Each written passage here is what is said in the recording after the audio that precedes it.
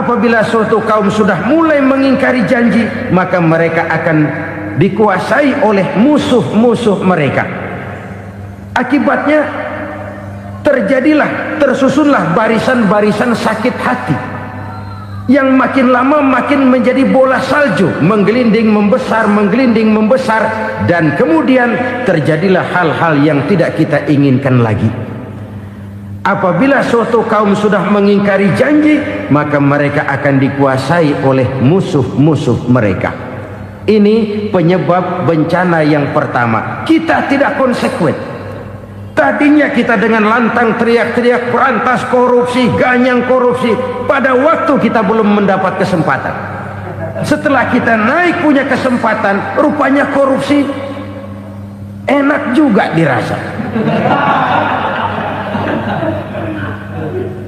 Terjadi pergeseran nilai, orang luntur, kehilangan idealisme awal.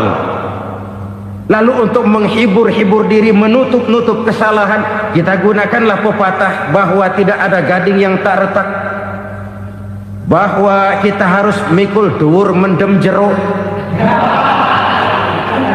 Itu semua cuma sebagai dalih agar kesalahan kita tidak dibicarakan orang lain. Padahal kita sendiri yang mengingkari janji. Kita yang keluar dari komitmen awal kita. Kita berjanji melaksanakan Pancasila dan Undang-Undang Dasar 45 dengan murni dan konsekuen. Kita berjanji untuk menegakkan pemerintah yang bersih dan berwibawa. Namun dalam kenyataannya itu tidak kita laksanakan dengan sebagaimana mestinya. Kita bergeser, kita mengalami proses degradasi, peluncuran nilai, dan akhirnya terbentuklah barisan-barisan sakit hati yang semakin lama semakin membesar itu. Kita harus introspeksi. Memang kalau zaman sedang susah, biasanya kambing hitam laris, tukang kompor gentayangan.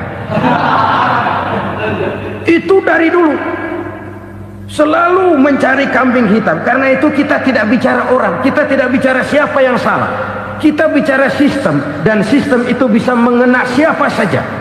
Kalau orang sudah mulai mengingkari janji, bergeser dari komitmen awal, itu sudah mulai ia mengalami proses peluncuran, proses degradasi.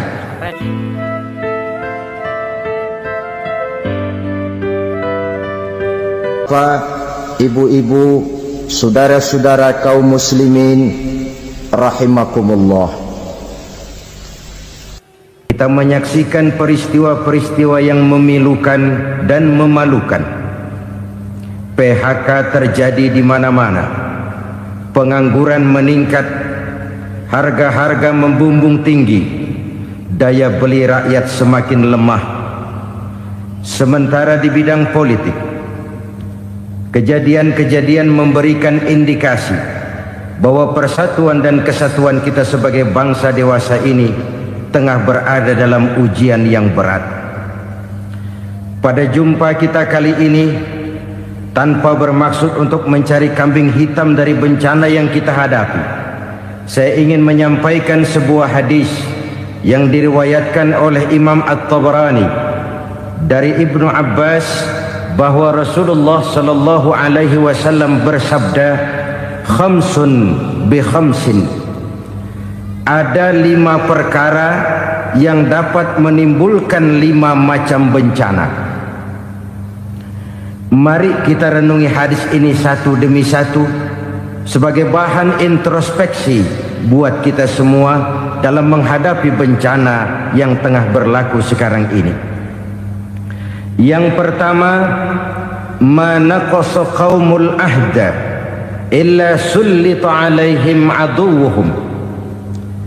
Apabila suatu kaum sudah mengingkari janjinya, maka mereka pun akan dikuasai oleh musuh-musuh mereka. Sederhana saja nampak kalimat dalam hadis ini.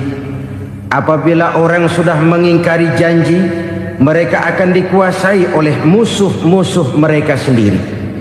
Dan musuh kita yang paling utama saat ini adalah kemiskinan dan kebodohan. Kenapa itu terjadi? Karena kita mengingkari janji kita sendiri.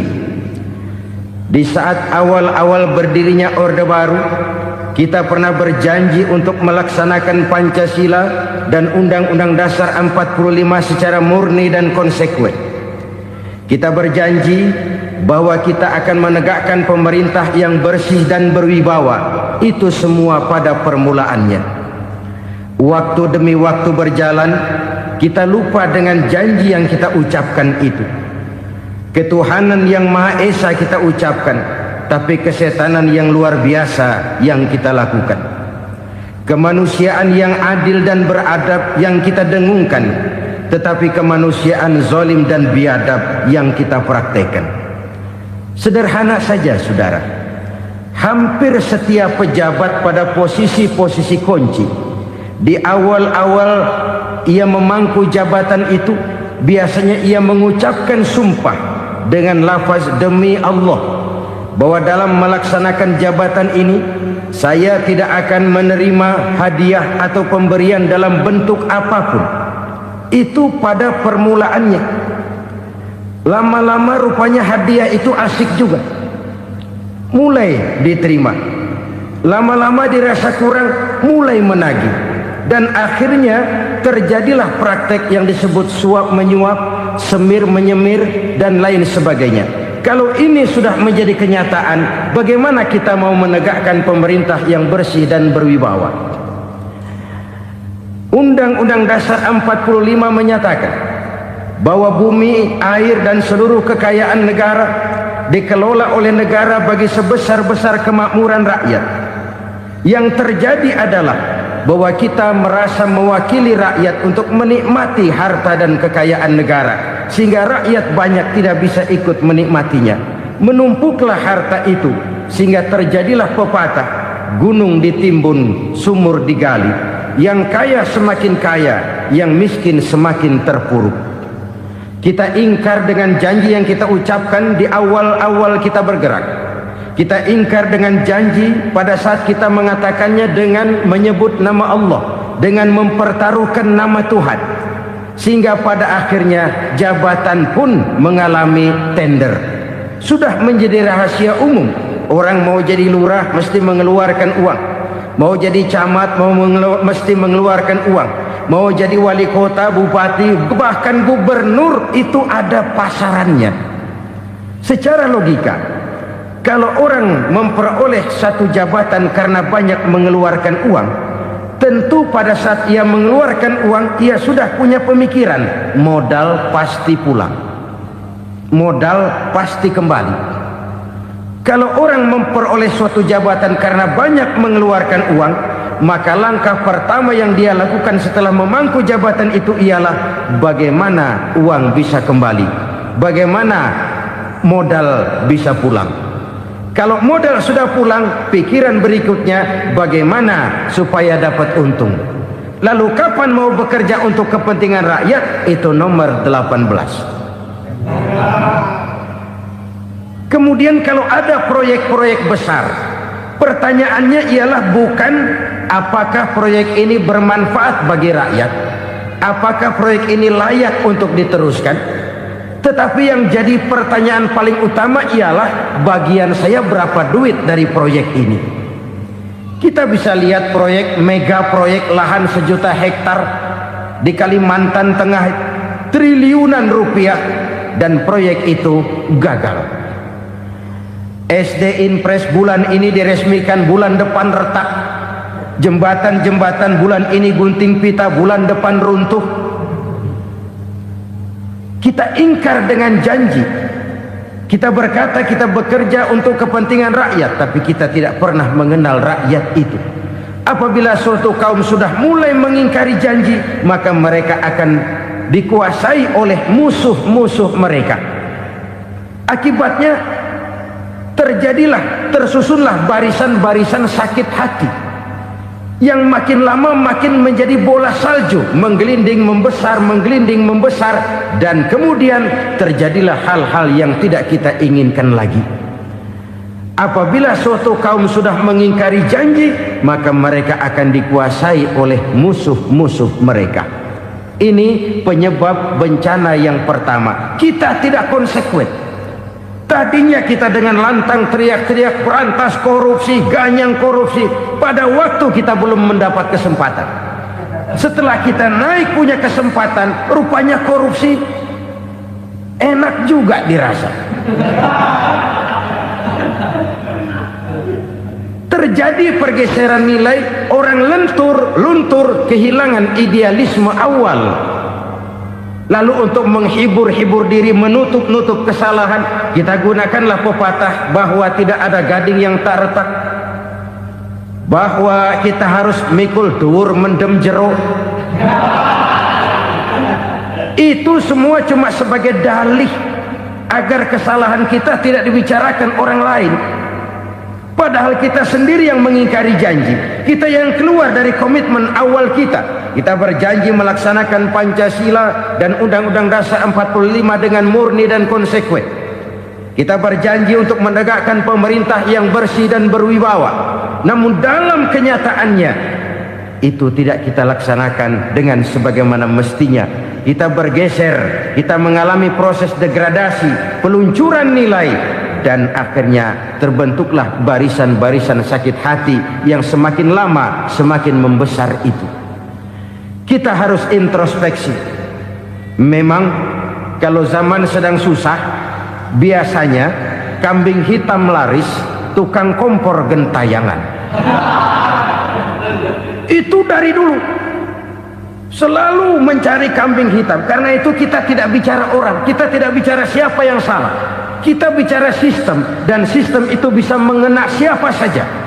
Kalau orang sudah mulai mengingkari janji, bergeser dari komitmen awal, itu sudah mulai ia mengalami proses peluncuran, proses degradasi.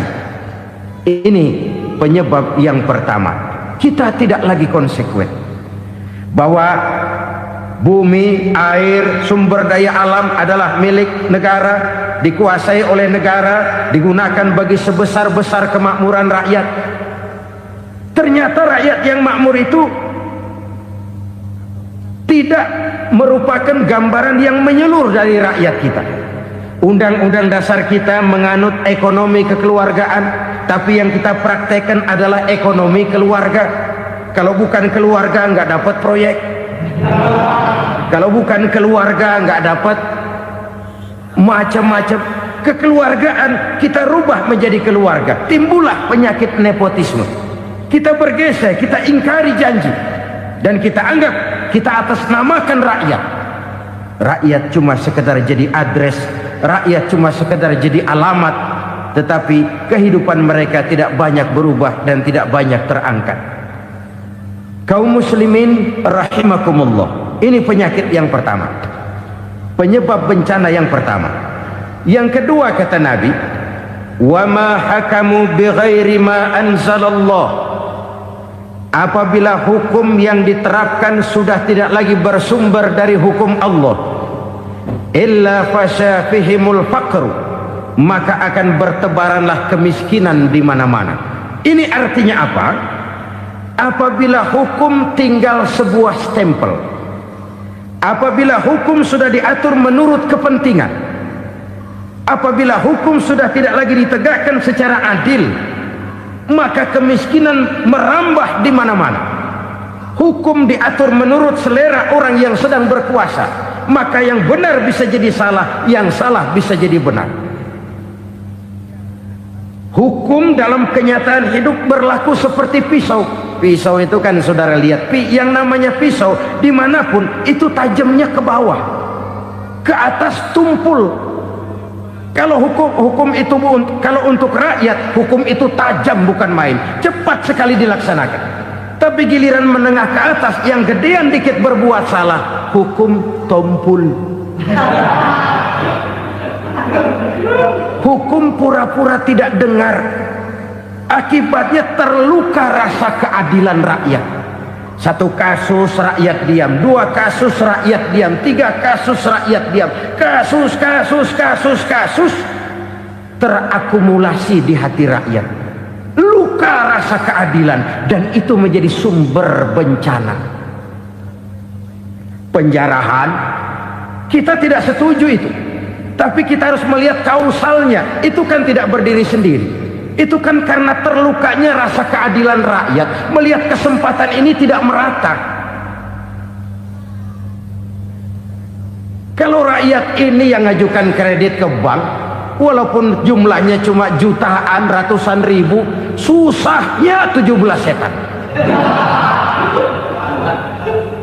Tapi ada orang-orang tertentu yang agunannya palsu, jaminannya palsu, bawa kata belece, bukan cuma miliaran, triliunan kredit bisa keluar. Terluka rasa keadilan, hilangnya kesempatan. Rakyat cuma dapat kesempitan, jarang dapat kesempatan. Dari lukanya rasa keadilan ini, memang ya entah lipstik, entah basa-basi, dibentuklah tim ini, dibentuklah badan pengawas ini, dibentuklah tim ini. Kalau membentur tahu, hancur tahu. Tapi kalau tim yang dibentuk membentur karang, bukan karangnya yang hancur biasanya, timnya yang bubar. Kenapa? Yang dibentur batu karang yang sangat keras. Kita main-main dengan hukum, kita tidak konsekuen dengan hukum. Luka rasa keadilan, dan itu terakumulasi. Edi Tamsil, rakyat tahu, terakumulasi, menguap begitu saja. Kasus-kasus lain rakyat tahu, menguap begitu saja. Ketidakadilan, ketidakadilan, ketidakadilan terakumulasi, mengendap di hati rakyat, menunggu ledakan. Pada saat sumbu meledak, rakyat tidak bisa dibendung lagi. Oke, kita tidak setuju dengan penjarahan, tapi jangan melihat itu sebagai peristiwa yang berdiri sendiri. Kenapa itu terjadi? Kausalnya kenapa? Oke, kita tidak setuju memang, tapi yang dijarah oleh rakyat kan memang cuma untuk perut. Yang dijarahkan beras, yang dijarahkan televisi, yang dijarahkan kulkas yang masih bisa dihitung, yang memang real untuk kebutuhan rakyat. Penjara-penjara berdasi kepala botak yang menguras uang rakyat habis-habisan, enak saja melenggang dalam kehidupan ini. Makin terluka rasa keadilan rakyat. Apabila hukum yang diterapkan sudah menyimpang dari keadilan yang diajarkan Allah, fasyafihimul fakru, bertebaranlah kemiskinan. Aneh, memalukan, memilukan. Sebuah negara agraris yang katanya pulaunya hijau royo-royo, gemari palau jenawi toto tentem kertora harjo, yang tahun 93 pernah mendapat penghargaan dari FAO, Badan Pangan Sedunia, sebagai negara yang berhasil dalam swasembada pangan. Sekarang ini kita terpaksa betul beli beras dari Vietnam, beli beras ke Kamboja, beli kedelai dari Kamboja. Kenapa? Lahan sawah kita habis ditanami pabrik. Teknologi kita, teknologi loncatan yang non-applied, tidak terpakai oleh kita. Lantas lahan yang tidak bisa kita tanami, kita paksakan lahan-lahan gambut menjadi tanah pertanian yang subur dengan biaya triliunan, dan kita gagal. Kita cari jarum dan kapak hilang. Kita mau jadi negara industri dengan loncatan teknologi yang maju, kita lupakan pola pijak kita sebagai negara agraris, dan akhirnya kita kecolongan. Lihatlah dewasa ini, rakyat kita antri sembako di mana-mana. Di sebuah negara agraris, ketidakadilan melahirkan kemiskinan, kemiskinan moral dan kemiskinan material. Kemiskinan moral, rakyat nggak percaya lagi sama pejabat. Rakyat mengalami krisis figur. Orang, alah lu ngomong dah sama ember.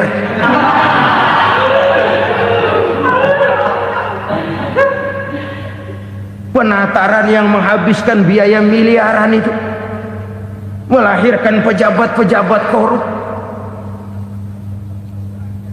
Pengawasan yang menghabiskan biaya miliaran itu ternyata impoten, mandul. Kemiskinan moral. Jujur saya berkata, saudara-saudara, setelah pintu reformasi dibuka, itu yang masuk memang macam-macam. Ada yang memang punya tujuan murni, konsekuen dan punya konsep.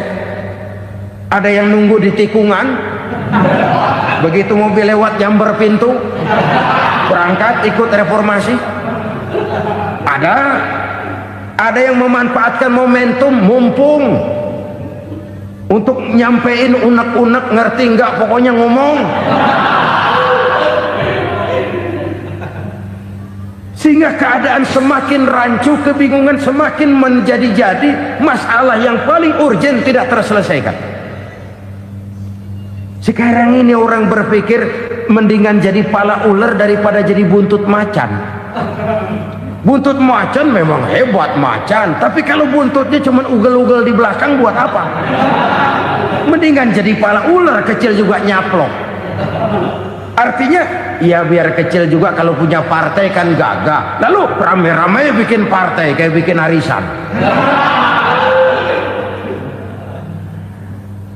Orang makin mengalami dislokasi.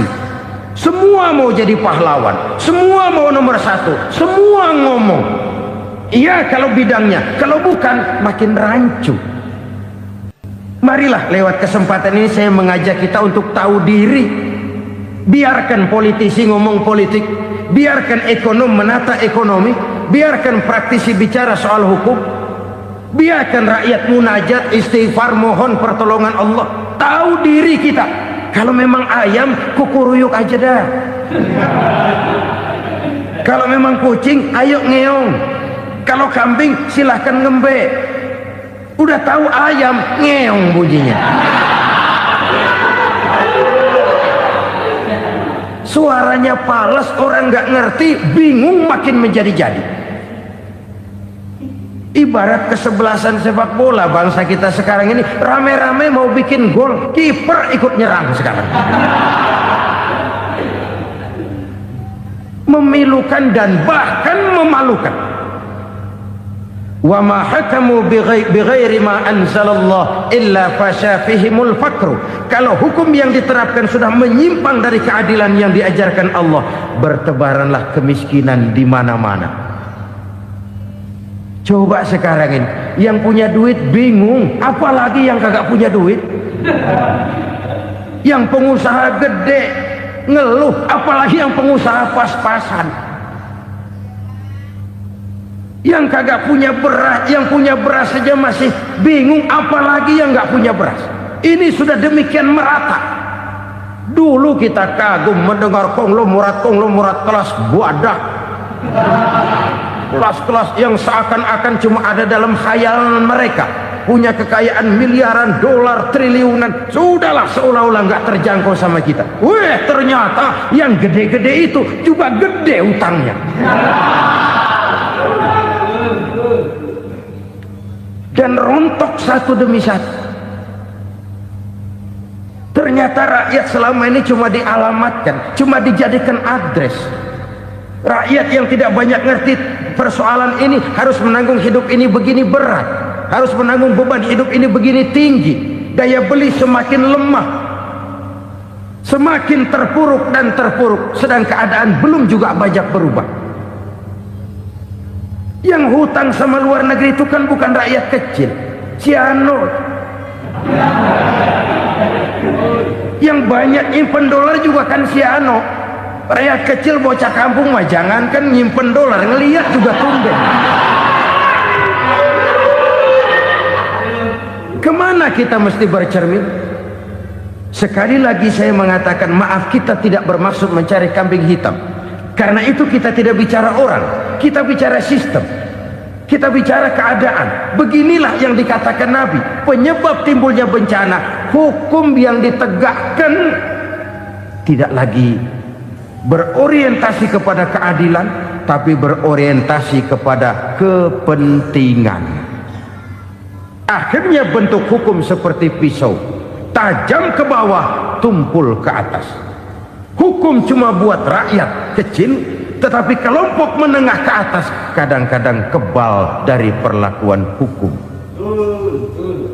Maka bertebaranlah kemiskinan. Iya, kemiskinan moral berupa lukanya rasa keadilan. Kalau rasa keadilan terluka, orang kan nunggu kesempatan, saudara. Iya dia nggak bisa ngomong, iya dia nggak sanggup action, iya dia nggak bisa tunjuk rasa, tapi hatinya kan kapan ada kesempatan, kapan ada waktu, tunggu, hatinya mesti begitu. Sehingga begitu ada kesempatan, terjadilah hal-hal yang tidak terhindarkan.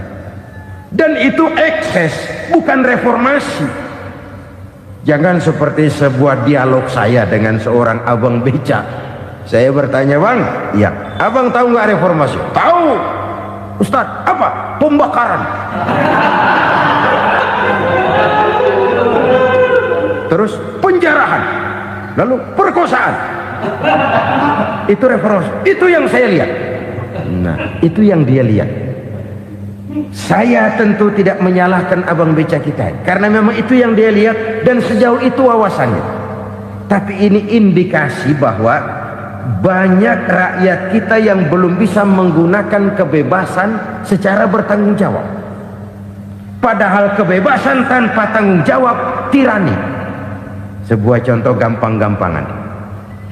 Saya beli radio, saya setel di kamar saya, lalu saya bilang, ini radio gue. Yang beli gue, pakai duit gue setel di kamar gue, sekeras-kerasnya, gak ada urusan sama orang lain. Itu kata saya. Tetapi tetangga saya sebelah rumah kan boleh juga ngomong begitu. Kata tetangga saya, ini mata gue, yang ngantuk gue tidur di kamar gue, kenapa suara radio lu nyampe kemari? Artinya apa ini? Kebebasan saya nyetel radio dibatasi oleh kebebasan tetangga saya yang mau tidur. Tidak ada kebebasan mutlak. Kebebasan mutlak tanpa tanggung jawab kembali akan melahirkan tirani, kembali akan melahirkan pemaksaan kehendak. Dan itu lagi-lagi bukan demokrasi. Saudara-saudara kaum muslimin rahimakumullah. Ini penyakit yang kedua, lukanya rasa keadilan, terutama di kalangan rakyat kecil. Itu mengendap menjadi akumulasi dan menunggu giliran kapan bisa dimuntahkan. Dengan kata lain, rakyatnya udah banyak banget makan yang perutnya jadi enak, nyelam. Kapan nunggu muntahnya? Udah begini banyak akumulasi yang mereka pendam di perut ini, sehingga ketika terjadi kesempatan itu sudah tidak terkendalikan lagi. Kita out of control. Saya tidak mentolerir sikap-sikap kekerasan. Bahkan saya lebih cenderung bahwa kalau di rumah kita banyak tikusnya saja racuni, jangan rumah dibakar. Bahwa ada korupsi, iya. Ada kolusi, memang. Ada nepotisme, tentu. Tetapi tikusnya saja racuni. Jangan rumah dibakar. Masa mau ngusir tikus bakar rumah? Tikusnya lari, tikusnya selamat, rumahnya ewes-ewes.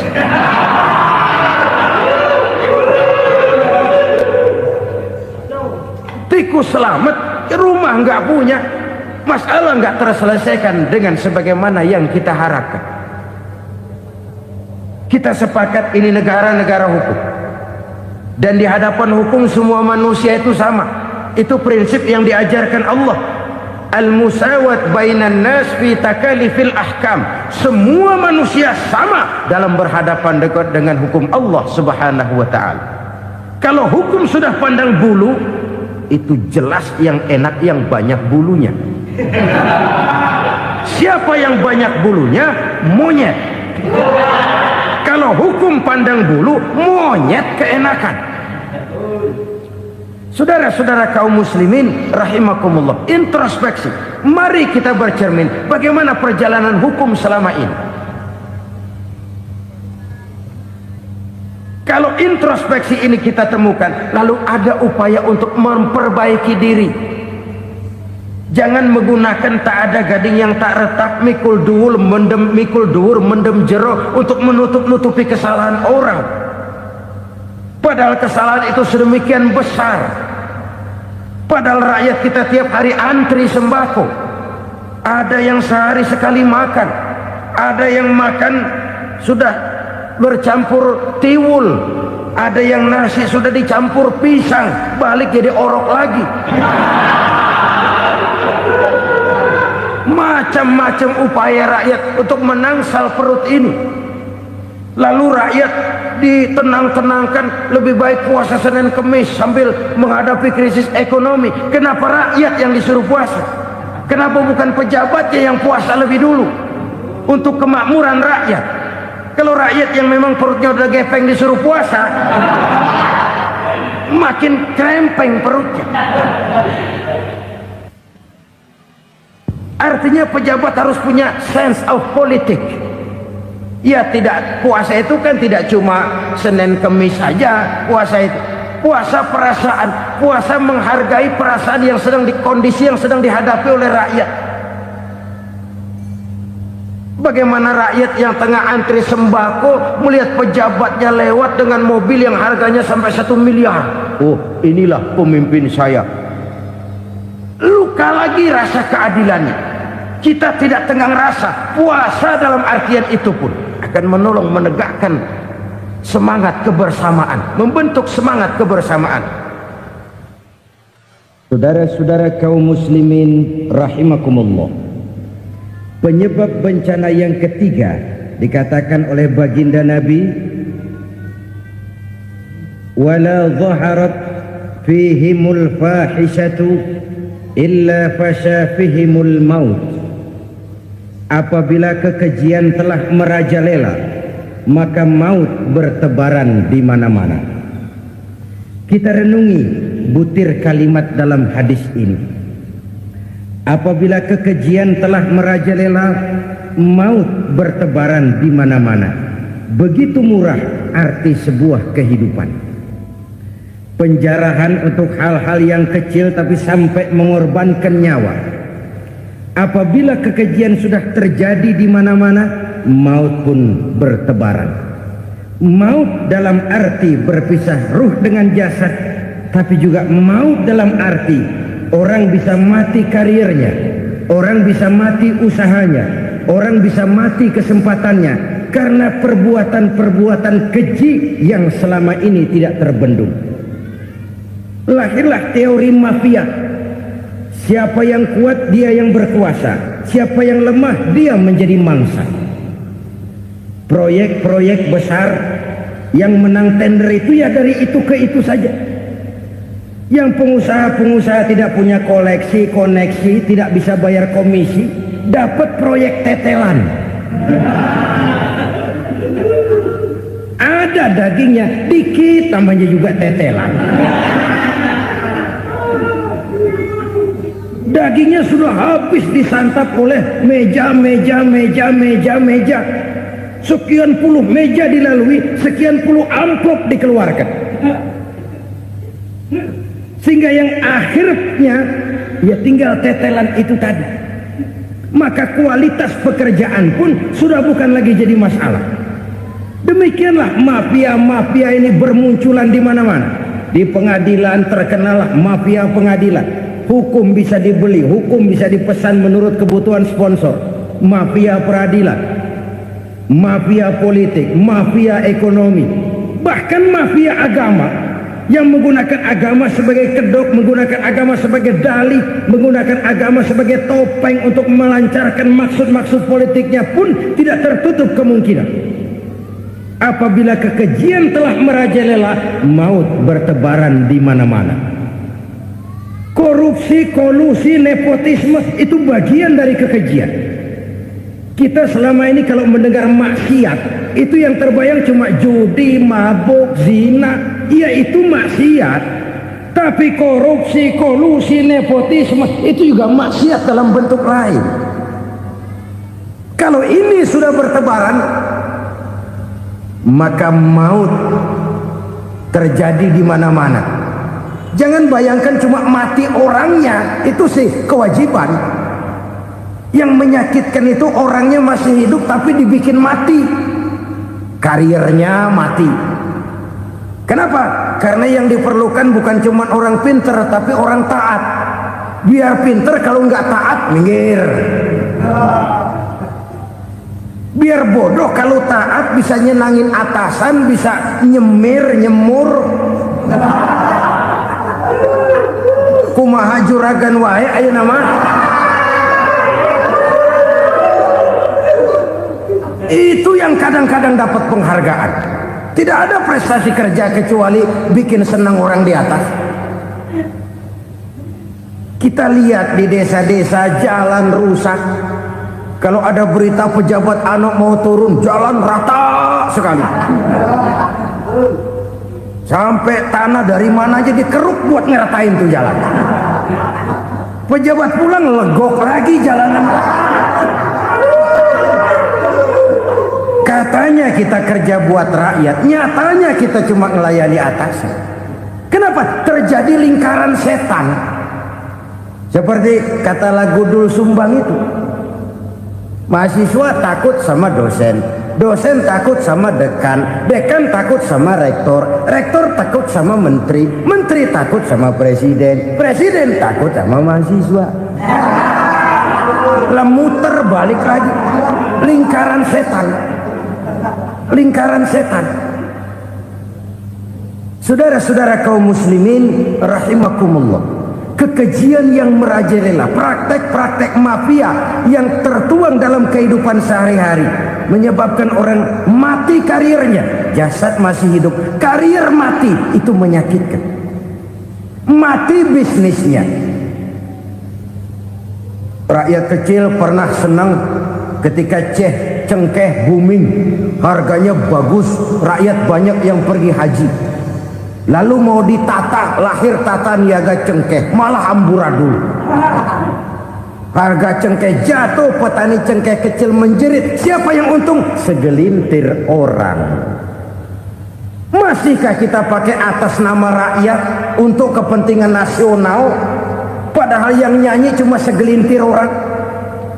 Masihkah kita mau bohongi rakyat ini dengan mobil nasional tapi bikinan Korea? Masihkah kita mau bermain verbalisme, bermain kata? Ini sebuah masa lalu yang tidak perlu terulang lagi untuk masa-masa yang akan datang. Kekejian merajalela, orang mati karir. Bisa mati usaha, mati bisnis. Usahanya maju, dirangkul, hancur. Usahanya maju, dipukul, hancur, tenggelam.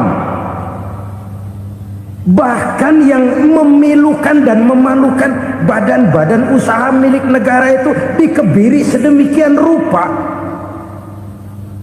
sehingga tidak menghasilkan hal-hal yang bermanfaat buat negara.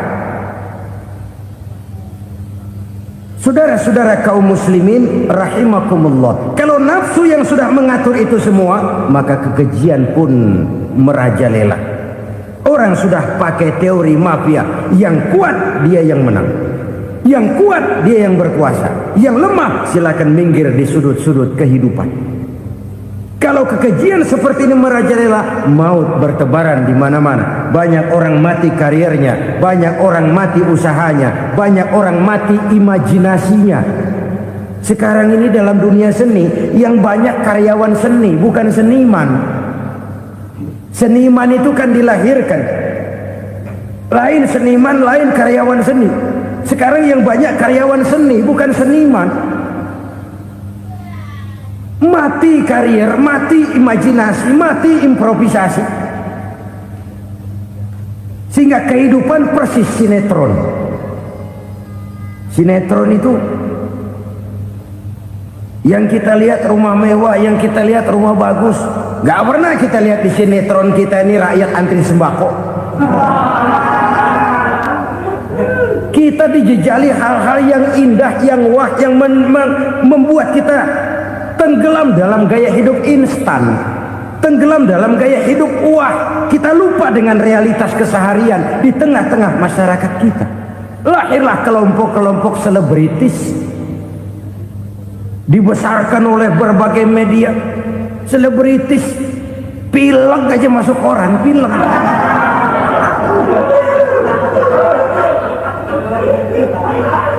Rakyat yang pingsan antri beras nggak masuk koran. Rakyat yang semaput antri minyak nggak masuk koran. Selebritis panok masuk koran.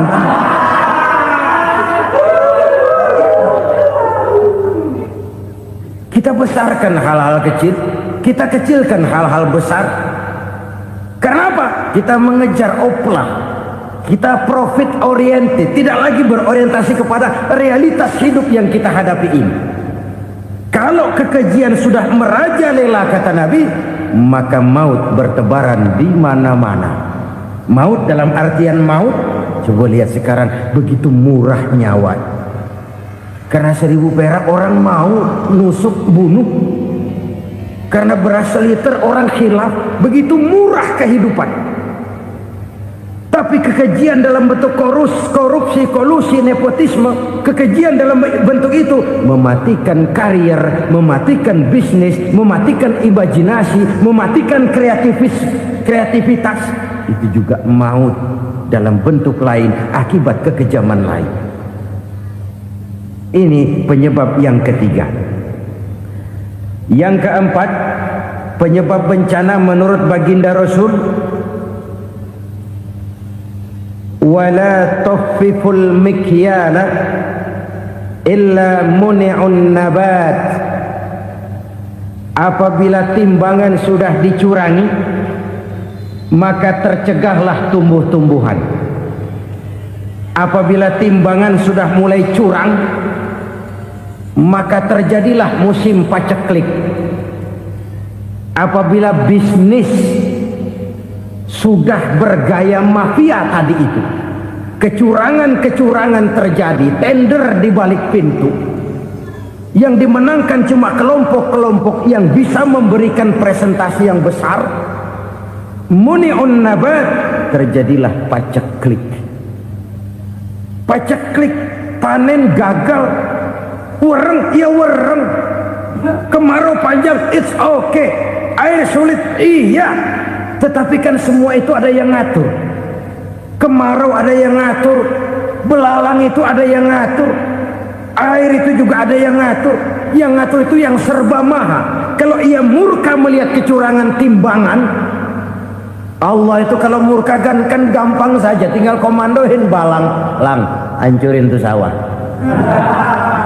Konvoy belalang, konvoy.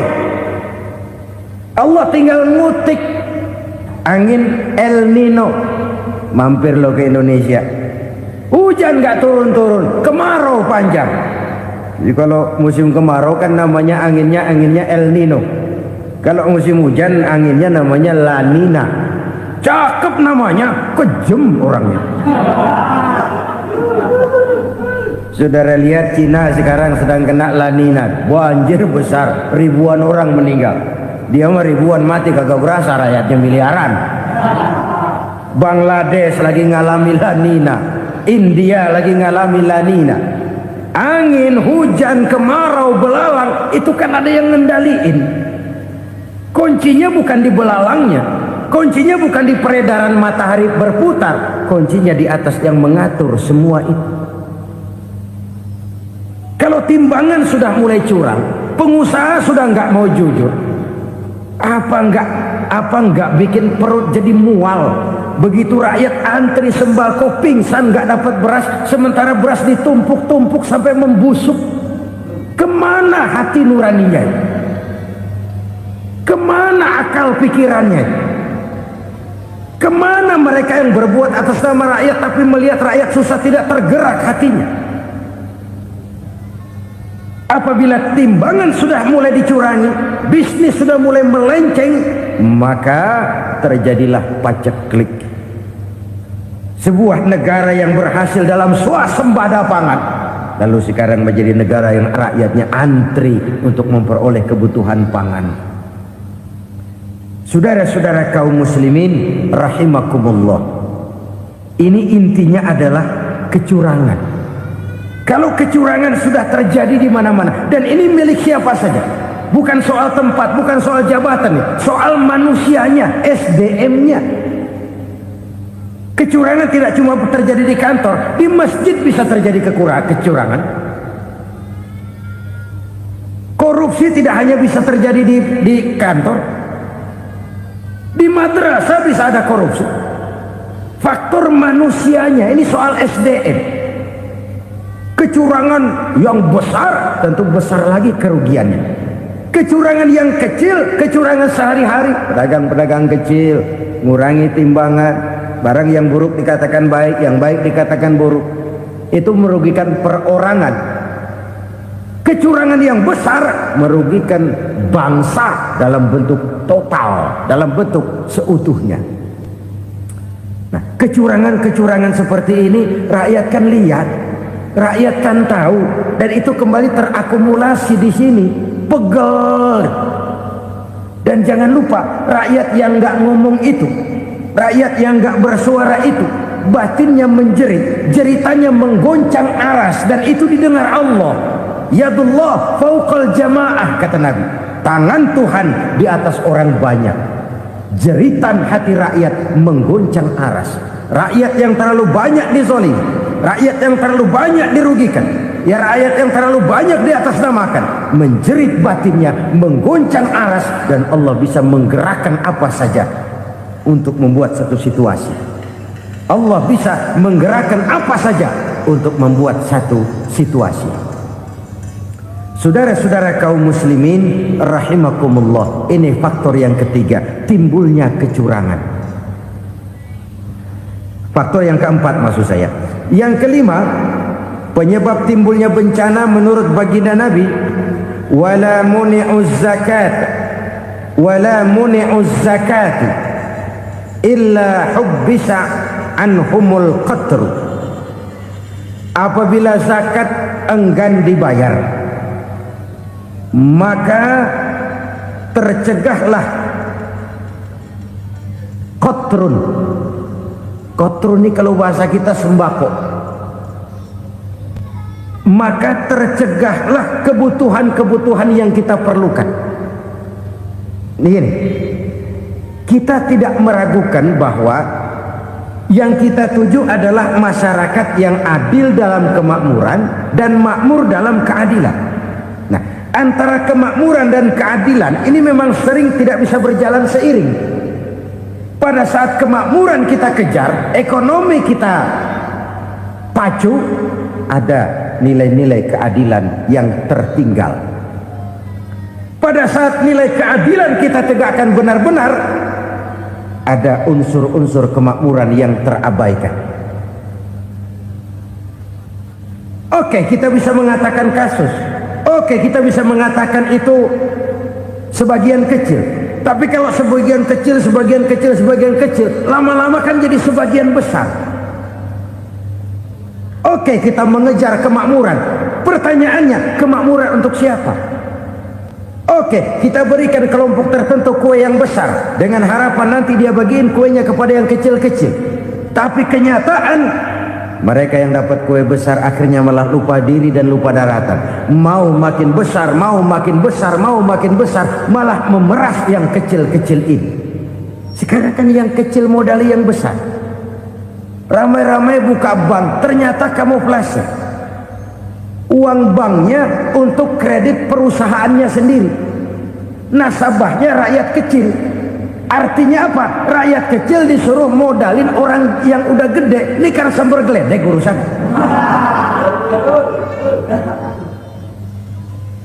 Ini kan permainan apa lagi? Rakyat kecil suruh modali yang gede.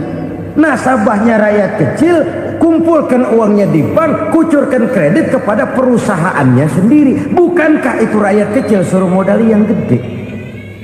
Sudah begitu kejamkah kita untuk meraih keuntungan dengan mengorbankan orang kecil ini? Sudah tidak bicarakah lagi kah nurani kita melihat penderitaan orang yang semakin susah ini? Kalau zakat enggan dibayar, padahal zakat 2,5% saja, 2,5% saja. Kalau itu pun enggan, kalau zakat saja enggan, bagaimana pula yang namanya sedekah? Bagaimana pula yang namanya infak? Bagaimana pula yang namanya santunan, bantuan? Kadang-kadang lipstick nyumbang si nyumbang, cuman nyolongnya lebih gede. Ini namanya sumbangan lipstick. Buat lipstick itu kan buat ngumpetin bibir pucat. Itu fungsi utama lipstick. buat ngumpetin korupsinya, nyumbang kegiatan-kegiatan sosial, tapi yang dia korup lebih gede dari yang dia sumbangin. Lipstik, kamuflase, nepu kata anak sekarang.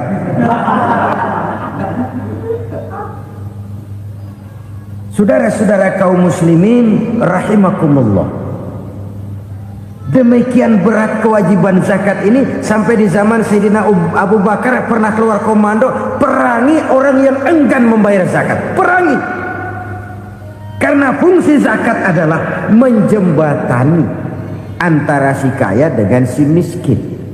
Bahwa ada kemiskinan itu Qur'ani. Allah menyatakan, aku melebihkan rezeki sebagian kamu dari yang lain. Ini kan kesenjangan. Allah melebihkan rezeki sebagian kamu dari yang lain.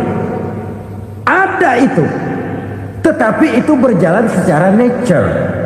Nah, kalau direkayasa, yang kaya semakin kaya, yang miskin semakin terpuruk. Yang sudah besar dapat proyek besar, yang kecil dapat tetelan. Ini kan rekayasa namanya. Kesenjangan yang direkayasa ini yang kita harus kikis. Nah, fungsi zakat menjembatani dari sisi sosial. Dari sisi pribadi, Nabi berpesan, zakku amwalakum biz zakat. Bersihkan hartamu dengan zakat. Sekarang ada istilah nyuci uang. Uang hasil korupsi itu bisa dicuci, dijadikan uang bersih. Bukan pakai rinso, bukan. Pakai politiknya koruptor, diolah sedemikian rupa sehingga jadi uang resmi. Sudah memutik, itu termasuk yang disebut kejahatan kerah putih, white collar crime. Kejahatan kerah putih, kejahatan pakai dasi, kejahatan kelas kakap. Makanya orang mendingan goblok kagak bener daripada pinter kagak bener. Goblok kagak bener itu gampang ngurusinnya. Pinter kagak bener, ini yang berabe bener ngurusinnya.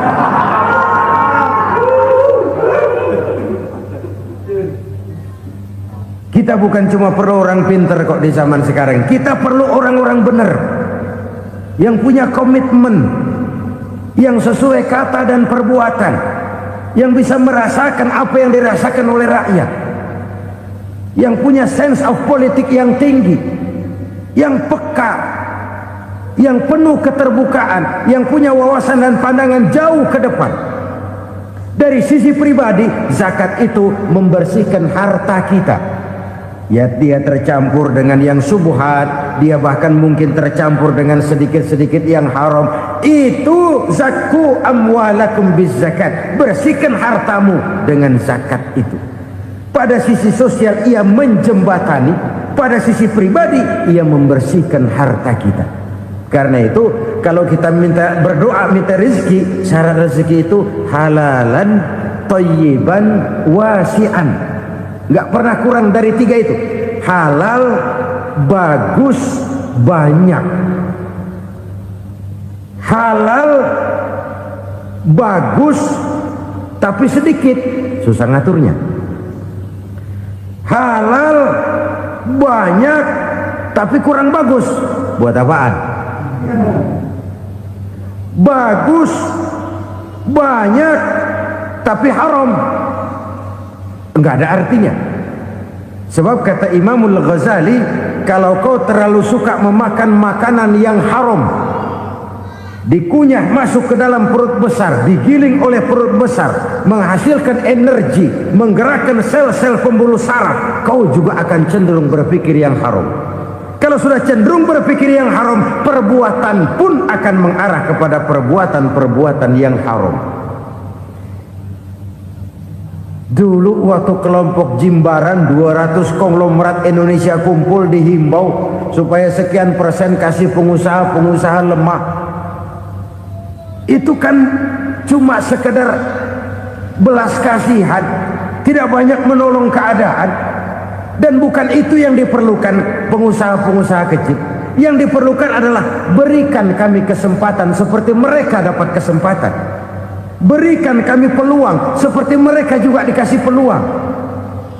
Kalau cuma dikasih 100 juta, 200 juta hari ini, usaha kami nggak ada prospeknya, peluang kagak ada, kan sama juga bohong. Diceburin ke kali, disuruh berenang, tangan diikat, mendingan mampusin ketahuan. Ayo berenang, berlomba, tangan diikat, kaki diikat, sama saja nyuruh mati. Jadi jangan kasih ikannya, kasih kailnya. Yang diperlukan pengusaha kecil menengah ke bawah itu bukan cuma sekedar belas kasih dari konglomerat besar. Berikan kami peluang seperti mereka juga dapat peluang. Berikan kami kesempatan seperti mereka dapat kesempatan. Berikan kami kredit dengan kemudahan seperti mereka juga kalau minta kredit begitu mudahnya. Menciptakan peluang dan kesempatan, pemerataan. Bukan menciptakan manusia Indonesia dengan standar ekonomi yang sama. Semua rumahnya harus sama, semua punya mobil. Itu sih kebersamaan bebek. Bebek, coba lihat bebek. Satu ngalor semua. Satu ngidul semua. Kebersamaan bukan itu. Kebersamaan adalah menciptakan peluang. Kalau yang kaya bisa semakin kaya, kenapa yang miskin tidak bisa ikut naik jadi sedikit kaya? Kalau pengusaha yang sudah kuat bisa bertambah menjadi kuat dengan proyek mega proyek, kenapa yang menengah tidak bisa ikut menjadi kuat? Dan kenapa kekejian itu merajalela? Kita dengar lewat berita-berita PLN tekor, PLN hutang. Kenapa? Dia beli listrik dari swasta yang belinya lebih mahal daripada penjualannya. Artinya dia beli itu listrik dari perusahaan listrik swasta, dia jual kepada rakyat lagi. Harga jualnya lebih murah daripada dia beli kepada swasta. Kenapa? Ada tekanan lagi tuh. Biasa siklus lagi. Hukum Boyle. Atas neken, paling bawah gepeng. Ya kita nih rakyat kecil, emang nasibnya gepeng terus. Saudara-saudara kaum muslimin rahimakumullah, dari 5 penyebab bencana ini kita ambil kesimpulan untuk sebuah renungan dan introspeksi kita bersama. Pertama, mengingkari janji, padahal janji itu yang lebih tinggi nilainya adalah di hadapan Allah Subhanahu wa ta'ala. Baik wakil-wakil rakyat di parlemen maupun pemimpin-pemimpin rakyat di dalam kabinet, apabila memangku suatu jabatan, selalu mereka mengawali dengan sumpah, dan sumpah itu dimulai dengan demi Allah. Sadarkah kita pada saat itu kita ucapkan bahwa kita sudah mempertaruhkan Allah untuk jabatan yang kita pegang? Kita sudah mempertaruhkan nama Allah untuk posisi yang dipercayakan kepada kita. Sadarkah kita bahwa menyia-nyiakan itu satu dosa yang sangat besar, yang tidak hanya kepada Allah tetapi juga kepada rakyat yang kita wakili, kepada rakyat yang kita pimpin. Cukuplah sudah rakyat dijadikan adres, umat dijadikan alamat sebagai numpang. Marilah kita kembali kepada komitmen awal dengan jujur kepada janji kita sendiri. Lalu yang kedua, kekejian, baik berupa korupsi, kolusi, nepotisme, dan perbuatan-perbuatan lain akan melahirkan kemiskinan. Kekurangan pangan bukan satu-satunya yang menyebabkan rakyat menderita. Lukanya rasa keadilan terakumulasi di hati rakyat, dan jeritan hati rakyat mengguncang aras. Kalau Allah murka, Allah bisa melakukan apa saja untuk menciptakan suatu kondisi. Faktor yang ketiga adalah praktek mafia menebarkan maut, baik orang yang mati jasad dan rohaninya maupun orang yang mati karirnya, mati kejujurannya, mati usahanya, mati imajinasinya. Hilang kreativitas kita sebagai bangsa. Faktor yang keempat, kecurangan-kecurangan di bidang usaha, di bidang tender, mengandalkan menjual kekuasaan. Dan memang repot kalau penguasa jadi pengusaha. Mau atau tidak mau, kebijakan-kebijakan kekuasaannya akan memperkuat jaring-jaring usahanya. Dan pada saat itu objektivitas sulit ditemukan lagi. Lalu yang kelima, keengganan membayar zakat, menumpuknya kekayaan negara pada kelompok-kelompok tertentu. Ini akan melahirkan paceklik yang berkepanjangan. Menumpuknya kekayaan dan harta negara pada kelompok-kelompok tertentu akan melahirkan paceklik dan kemiskinan yang berkepanjangan. Marilah kita sadar, marilah kita merenung bahwa keengganan kita membayar zakat, menciptakan pemerataan, pada akhirnya akan menjadi musibah buat kita semua. Saudara-saudara kaum muslimin rahimakumullah, sekian dulu jumpa kita kali ini. Mudah-mudahan yang saya sampaikan dari hadis riwayat Imam Tabrani ini menjadi bahan introspeksi buat kita semua. Tidak akan seorang muslim jatuh dua kali di tempat yang sama. Semua merupakan pelajaran untuk kita jadikan introspeksi guna menata hari esok yang lebih baik daripada hari ini. Reformasi harus terus berlanjut, tidak bisa dan tidak perlu dikendalikan, tapi harus tetap dengan landasan akhlakul karimah sesuai dengan budaya kita sebagai bangsa. Terima kasih atas perhatian saudara. Mohon maaf atas segala kekurangan.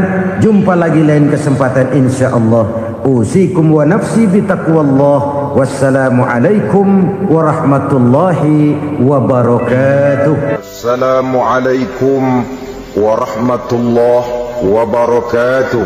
Waalaikumsalam warahmatullahi wabarakatuh. Alhamdulillah, wassalatu wassalamu ala sayyidina rasulillah, sayyidina wa maulana Muhammad ibn Abdullah wa ala alihi wa sahbihi wa mawala, la hawla wa la quwwata illa billah, amma ba'du.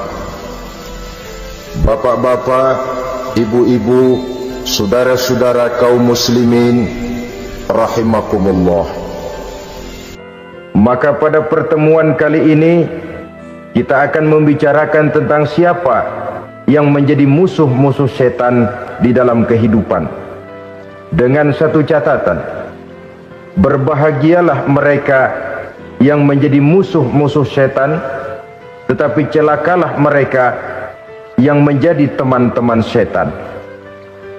Bagaimanapun juga di dalam kehidupan ini, apabila orang telah memproklamirkan bendera permusuhan kepada kita, maka kita tentu seharusnya bersikap waspada dan mawas diri. Demikian juga iblis dan seluruh bala tentaranya yang terdiri daripada setan-setan. Mereka telah mengibarkan bendera permusuhan kepada Nabi Adam dan anak cucunya, kepada kita umat Rasulullah sallallahu alaihi wasallam. Akan sengsara dan celaka jika kepada iblis dan setan yang telah nyata-nyata mengibarkan bendera permusuhan itu kita mengadakan toleransi, mengadakan kerjasama, dan menjadi budak yang memperturutkan kemauan daripada iblis dan setan. Siapa yang menjadi musuh-musuh setan dalam kehidupan ini? Inilah pertanyaan berikutnya yang diajukan oleh baginda Rasul kepada iblis. Hai iblis, kalau teman-temanmu adalah seperti yang telah engkau jelaskan tadi, sekarang cobalah beritahu saya, siapa di antara umatku yang menjadi musuhmu dalam kehidupan ini? Atas pertanyaan ini iblis laknatullah menjawab, ya Rasul, musuh-musuhku di antara umatmu, pertama anta ya Muhammad. Musuhku yang pertama adalah engkau, wahai Muhammad. Kenapa iblis mencatat Nabi Muhammad sebagai tokoh nomor satu dalam deretan musuh-musuhnya? Mudah dipahami. Pertama, keberadaan Rasul merupakan rahmah lil alamin, rahmah bagi lingkungan. Yang kedua, beliau berfungsi menyelamatkan manusia dari tempat yang gelap gulita, dari tempat kesesatan menuju tempat yang terang benderang penuh berisi petunjuk dan hidayah dari Allah Subhanahu wa taala. Maka menurut iblis, inilah manusia perintang pertama atas segala daya dan usahanya menggelincirkan manusia ke jalan yang dimurkai oleh Allah Subhanahu wa taala. Kalau kita baca sejarah, risalah yang dibawa oleh Nabi Muhammad ini memang merupakan risalah yang membawa rahmah bagi alam sekitarnya. Ada sedikit perbedaan dengan risalah-risalah sebelum beliau. Sepertinya risalah yang dibawa oleh para rasul terdahulu itu mempunyai efek yang langsung pada kehidupan di dunia ini. Nabi Nuh misalnya menyampaikan agama. Hai umatku, ini agama. Umat menentang, turun banjir yang menenggelamkan orang-orang kafir. Azab diturunkan pada waktu itu juga, pada saat nabinya masih hidup. Jadi azabnya itu jenis cash, kontan. Nabi Soleh, hai umatku, ini agama. Mereka menolak, turun gempa bumi yang amat hebat menggulung orang-orang kufur. Nabi Musa, hai umatku, ini agama. Mereka menolak, sebagian ditenggelamkan di Lautan Merah, sementara sebagian lain dikutuk menjadi monyet-monyet yang hina, seperti diceritakan dalam Al-Quranul Karim. Lain dengan Rasulullah Sallallahu Alaihi Wasallam. Bagaimanapun kurang ajarnya umat yang dihadapi oleh beliau, bagaimanapun menentangnya jamaah yang dihadapi oleh beliau, azab tidak turun sepanjang beliau masih hidup. Ini merupakan jaminan dari Allah, wa ma kana Allahu liyu'azzibahum wa anta fihim. Allah sama sekali tidak akan menurunkan azab selama engkau wahai Muhammad masih hidup di tengah-tengah umatmu. Jadi keberadaan Nabi Muhammad merupakan jaminan keselamatan bagi umatnya. Selama beliau masih hidup, azab tidak turun bagaimanapun kurang ajarnya umat. Di sini sedikit bedanya dengan nabi-nabi terdahulu. Juga perbedaan dalam pola dakwah. Nabi Nuh ketika dakwahnya ditolak oleh umat, keluar doanya meminta umatnya ditenggelamkan. Tetapi Nabi kita ketika dilontari batu oleh umat, malah beliau mendoakan umatnya agar memperoleh hidayah. Oleh sikap yang semacam ini, wajar lalu iblis menganggap Nabi Muhammad sebagai musuh ranking pertama. Yang kedua, siapa musuhmu di antara umatku? Yang kedua kata iblis, musuhku Muhammad imamun adil, pemimpin yang adil. Itu yang akan menjadi musuhku di dunia ini. Putus asa iblis menghadapi pemimpin yang adil. Tipu dayanya tidak terkena, segala tingkah polanya tidak diperturutkan. Imam yang adil, pemimpin yang adil merupakan musuh daripada iblis laknatullah alaih. Apa sebabnya? Karena pemimpin yang adil mempunyai dampak dalam kehidupan di dunia ini. Melindungi orang banyak, menenteramkan orang banyak. Makin aman, tentram, tenang situasi dan kondisi, makin mudah orang melaksanakan ibadah. Makin tekun orang melaksanakan ibadah, makin dekat dia dengan Allah. Makin dekat manusia dengan Allah, makin jauh dia dari iblis. Sebab dua hal ini selalu kontradiktif. Jika kita jauh dari Allah, tentu dekat dengan iblis. Jika kita jauh dari iblis, harus dekat tentu dengan Allah, dan begitu selanjutnya. Dalam kaitannya dengan kehidupan kita sekarang, saudara, inilah pentingnya membangun manusia pembangunan. Semua tugas-tugas besar, semua pekerjaan-pekerjaan yang baik harus berangkat dari niat yang baik, berangkat dari hati yang bersih. Siapapun adanya kita, apapun profesi kita. Yang jadi kiai, marilah berangkat dari niat yang bersih. Yang jadi mubaligh, marilah berangkat dari niat yang bersih. Niatnya itu mau menghidupkan Islam atau mau cari hidup jual Islam. Kalau mau menghidupkan Islam, mari sama-sama kita berjuang. Tapi kalau mau cari hidup untuk dengan menjual Islam, minggir saja daripada nanti bikin malu. Yang mengurus masjid, mari berangkat dari niat yang bersih. Ngurus masjid itu niatnya mau menghidupkan masjid atau mau cari hidup di dalam masjid. Kalau mau menghidupkan masjid, mari. Tapi kalau mau mencari hidup di dalam masjid, tolong minggir saja daripada nanti bikin aib. Yang jadi orang alim, mari berangkat dari niat yang bersih. Jangan memperjualbelikan fatwa yang halal dikatakan haram, yang haram jadi samar-samar, nanti membingungkan umat. Berangkat dari niat yang bersih, membangun manusia, pembangunan. Ini barangkali istilah yang lebih kena. Saudara-saudara kaum muslimin rahimakumullah, setiap kita pada hakikatnya punya bakat. Secara fitrah yang kita bawa, bakat apapun kita ini punya. Saudara punya bakat jadi pemimpin, saudara pun punya bakat jadi pengkhianat. Saudara punya bakat jadi orang soleh, saudara juga punya bakat jadi orang salah. Saudara punya bakat jadi orang besar, saudara pun punya bakat jadi orang hina. Seluruh bakat ada di dalam diri kita. Tinggal nanti pertumbuhannya mana yang lebih subur. Saudara punya sifat berani, saudara pun punya sifat takut. Seberani-beraninya orang mesti ada sifat takutnya. Nanti mana yang tumbuh lebih subur? Kalau takutnya tumbuh lebih subur, dia akan jadi orang penakut. Kalau beraninya yang tumbuh lebih subur, dipupuk oleh lingkungan, pendidikan dan sebagainya, dia akan tumbuh jadi orang pemberani. Oleh karena itu, agama merupakan lingkungan yang subur untuk menumbuhkan benih-benih yang baik yang kita bawa bersamaan dengan lahirnya kita ke alam dunia ini. Setiap kita, saya, saudara, punya bakat jadi pemimpin, punya bakat jadi pengkhianat, punya bakat jadi pengabdi, punya bakat jadi koruptor, punya bakat jadi pemelihara, punya bakat jadi perusak. Tinggal nanti lingkungan pendidikan yang menumbuhkan mana yang tumbuh lebih subur. Kalau lingkungan saudara lingkungan maling, maka sifat pengkhianat akan tumbuh lebih subur. Kalau nanti saudara jadi pemimpin, insya Allah korupsi.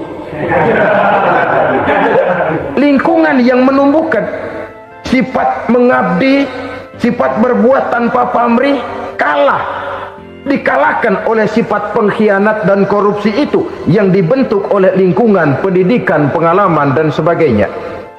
Oleh karena itu, secara dini agama menanamkan, menyuburkan fitrah-fitrah yang baik yang kita bawa bersamaan dengan hadirnya kita dalam kehidupan ini. Sebab itu seorang penyair bernama Syauqi mengatakan dalam sebaik syairnya, waladatka ummuka ya ibna adam bakian wan nasu haulaka yadhakuna surura. Hai manusia, pada saat kamu dilahirkan kamu menangis dan orang lain di sekelilingmu ketawa. Kakek senyum dapat cucu baru, paman gembira dapat keponakan baru, sementara kita yang lahir menangis. Betul apa benar? Apa ada saudara yang begitu dilahirkan terus nyengir? Saya kira kabur dukunnya itu. Setiap kamu hai manusia lahir dalam keadaan menangis, orang sekelilingmu tertawa. Karena itu katakan kepada mereka yang senyum di sekelilingmu, hai manusia, pada saat saya dilahirkan saya menangis dan kamu semua tertawa. Baik manusia, tapi nanti pada satu saat harus terjadi kebalikannya. Kalau dikala saya lahir saya menangis dan kau semua senyum, nantilah manusia. Kalau satu saat saya meninggalkan alam dunia ini, saya akan berangkat dengan senyum dan kalian semua akan berurai air mata. Kalau perlu dari Sabang sampai Merauke kibar bendera setengah tiang. Kalau perlu, jangan terbalik, kita mati melotot orang malah gembira. Karena hidup selalu membawa sifat-sifat yang merusak. Inilah orang kedua yang menjadi musuhnya iblis dan beruntung menjadi musuh iblis. Siapa? Imamun adil, pemimpin yang adil. Saudara-saudara kaum muslimin rahimakumullah. Yang ketiga musuh iblis, ghaniyun mutawadhi', orang kaya yang rendah hati, orang kaya yang tidak sombong. Kaya apa saja, baik kaya oleh karena ilmu, orang yang kaya karena ilmu disebut orang alim. Baik kaya karena materi, orang kaya karena materi dinamakan hartawan. Baik kaya karena kedudukan, orang yang kaya karena kedudukan dinamakan pejabat. Sombongan pertama yang terjadi dalam sejarah, ketika ditanya kenapa kau tidak mau sujud iblis, saya kan dibikin dari api, Adam dari tanah, I am the best. Saya lebih hebat daripada iblis, daripada Adam. Adam baru kemarin dibikin, saya sudah lama. Kata Allah, kamu sombong iblis, ini surga bukan tempat orang sombong, keluar. Terusir dia dari surga. Jadi kesombongan pertama adalah kesombongan yang dilakukan oleh iblis, dan dia tanamkan itu kepada kita supaya jadi orang sombong. Karena itu sombong ilmu, Allah nggak senang, tapi iblis senang. Mentang-mentang ada ilmunya, nih satu-satunya ustadz di sini ya, semua mesti ngaji sama gue. Kalau nggak ngaji sama gue, Islamnya kurang tapi bener. Sombong karena ilmu, sombong karena pangkat, mentang-mentang pakai bintang di pundak, jalan pundak duluan. Yang wajar saja hidup ini. Sombong harta pun begitu. Kaum muslimin rahimakumullah, orang kaya yang rendah hati dimusuhi oleh iblis, tapi dicintai Allah, dicintai Rasul, dicintai malaikat. Caranya bagaimana? Kembali kepada satu kesadaran bahwa pada saat terlahir ke alam dunia ini tidak ada yang pernah kita bawa. Kalau sekarang kita punya rumah, punya kebun, punya kendaraan, punya pabrik, punya segala macam benda, apa itu? Titipan. Pada suatu saat akan diambil kembali oleh yang menitipnya. Kalau titipan itu pandai kita jaga, pandai kita syukuri, titipan akan makin banyak. Sama juga kita dalam kehidupan. Kalau orang bisa kita percaya, saya mau pergi ke luar negeri, rumah saya titip kepada tetangga. Saya pulang dari luar negeri, isi rumah tetap tidak berkurang, malah dibersihi, malah disapu, dihilangkan kotorannya. Tentu bukan main syukur saya, girang saya. Akan bertambah kepercayaan saya untuk menitipkan apa saja. Ini makna la in syakartum la azidannakum wa la in kafartum inna azabi lasyadid. Kalau kamu pandai bersyukur, aku tambah nikmat. Tapi kalau kamu ingkar, azabku teramat pedih. Artinya apa? Nikmat bisa berubah menjadi azab kalau kita tidak pandai mensyukurinya. Ma'asyiral muslimin rahimakumullah, orang yang kaya ilmu lalu rendah hati, tidak selalu ingin menonjolkan diri. Kadang-kadang yang tanggung ini yang bikin berabe. Alim bener enggak, geblek bener juga enggak. Yang sedikit-sedikit mau nonjolin diri. Kalau enggak jadi imam enggak mau ke masjid, enggak jadi imam enggak mau ke musola. Pokoknya kalau enggak jadi imam marahan sama musola.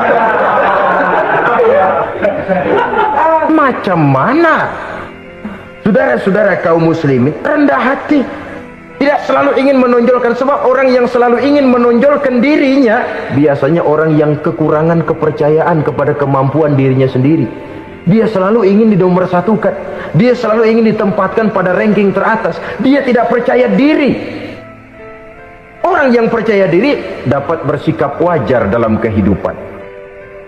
Begitu juga kaya karena harta, dengan menyadari bahwa harta bagaimanapun banyaknya titipan dari Allah, pada suatu saat akan kembali. Dia harus dimanfaatkan sesuai dengan kehendak yang menitipnya. Begitu juga kaya oleh karena pangkat, kedudukan dan jabatan, pada suatu saat jabatan itu akan hilang dari diri kita. Karenanya sering saya jelaskan bahwa pangkat di dunia ini yang paling tinggi pensiun.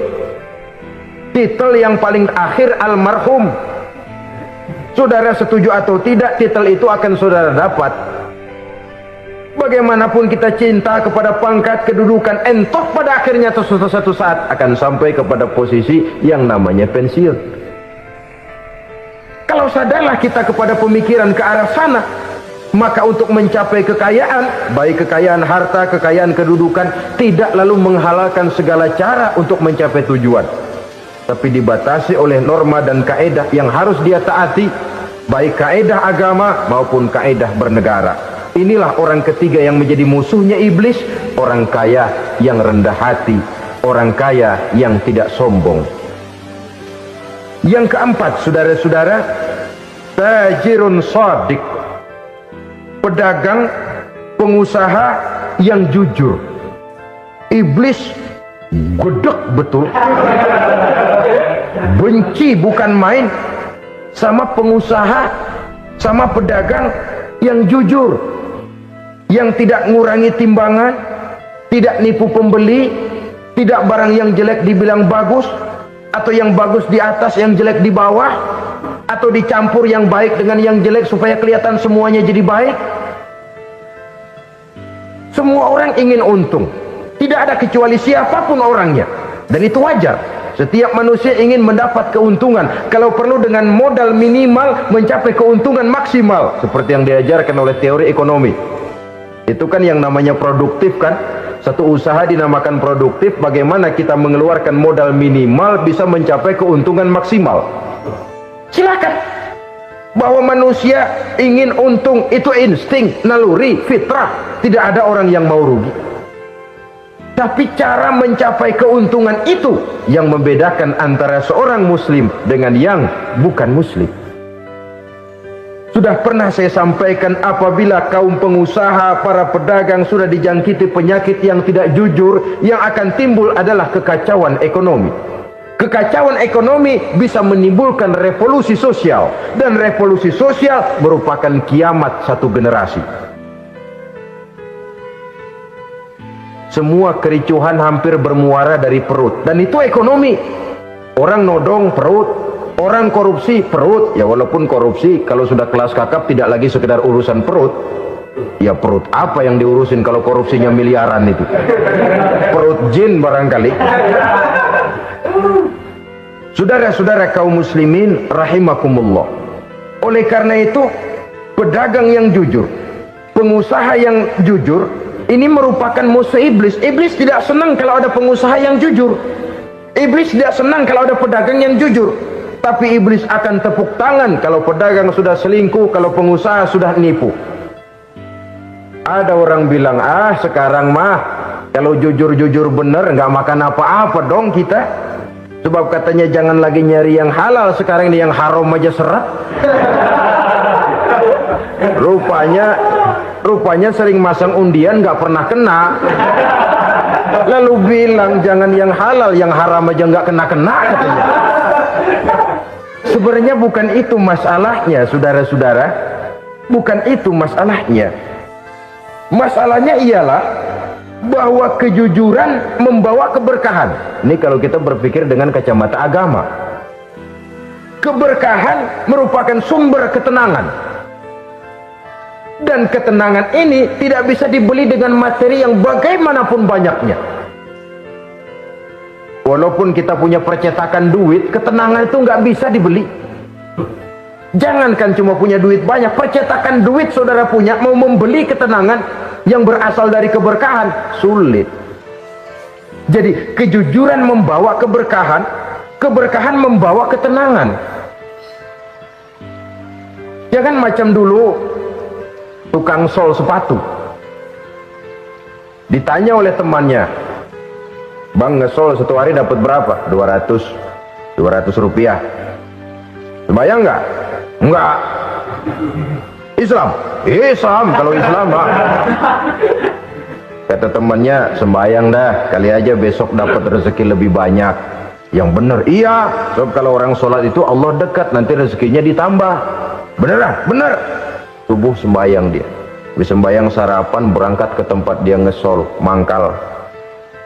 Dari pagi sampai jam 11 belum ada juga yang ngesol. Mulai bimbang hatinya. Katanya kalau sembahyang rezeki tambah. Tadi sembahyang subuh sampai gini hari belum ada yang ngesol. Cobaan kali. Sabar. Datang sholat zuhur. Habis zuhur nunggu lagi, belum juga ada yang datang ngesol. Udah mau pulang hampir maghrib baru datang satu orang dandanin sendal jepit putih.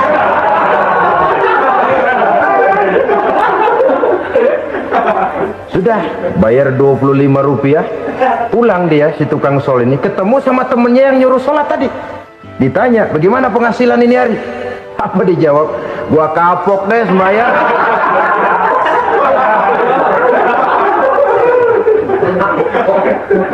Kemarin nggak sembahyang dapat 200, sekarang begitu sembahyang jigo.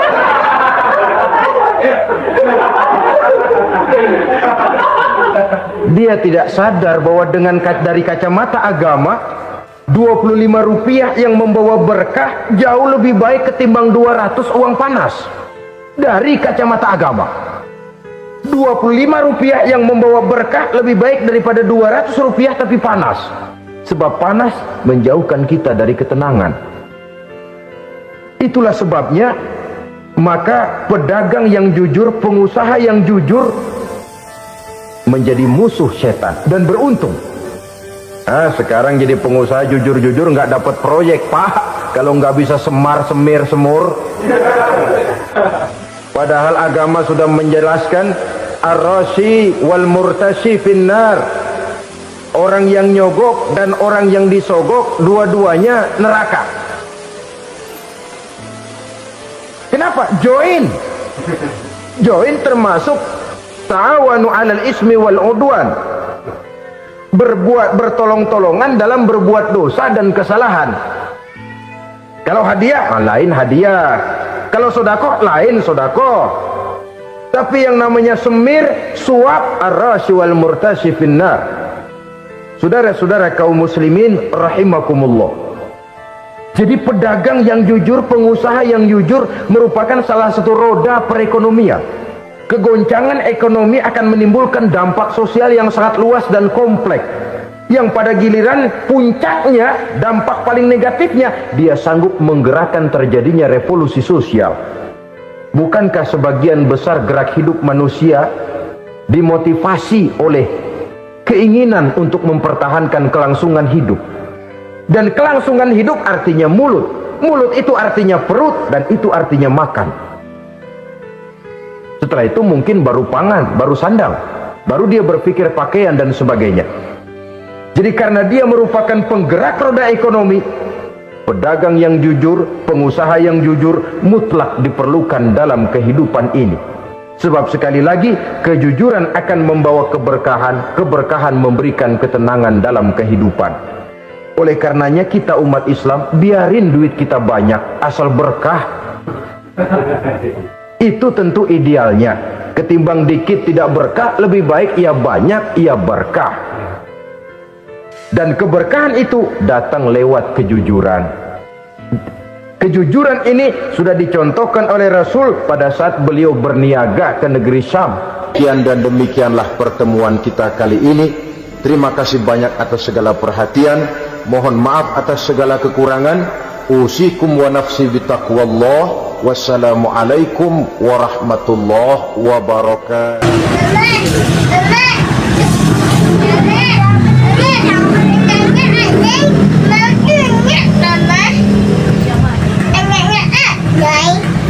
Adiknya aja sunat.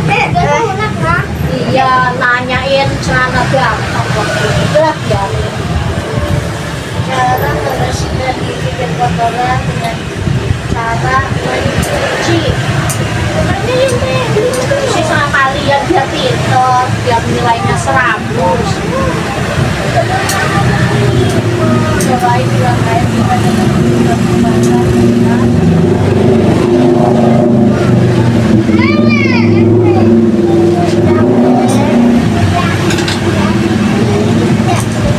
Mak, ke WC itu berapa, Mak? 25. iya, 25 sama kayak jarum super.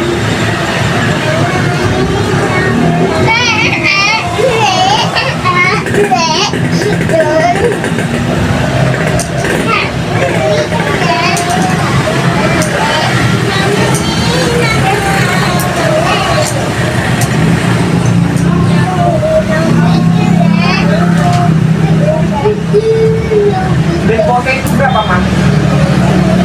Masih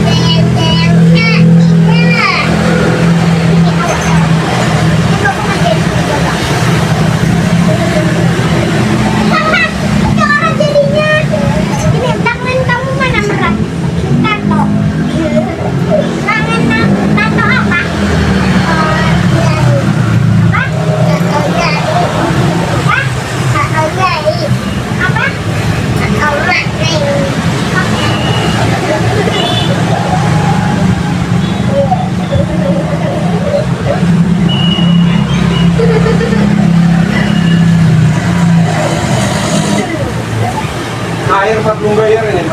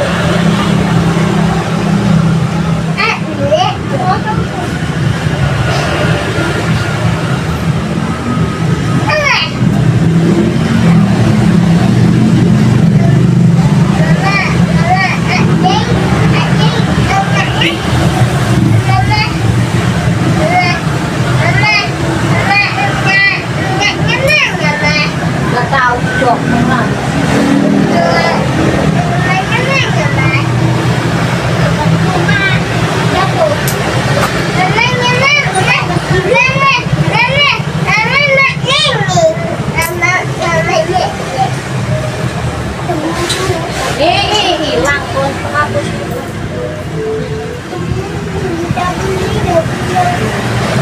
Ayo balik. Ayo,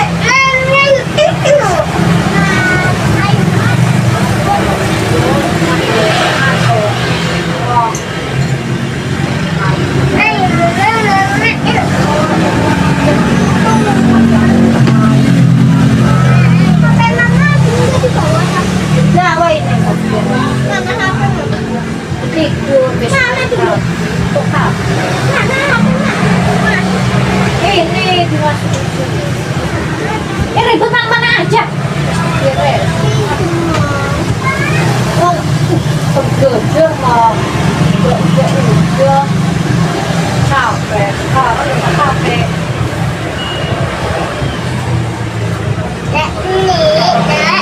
Kamu bajunya mana?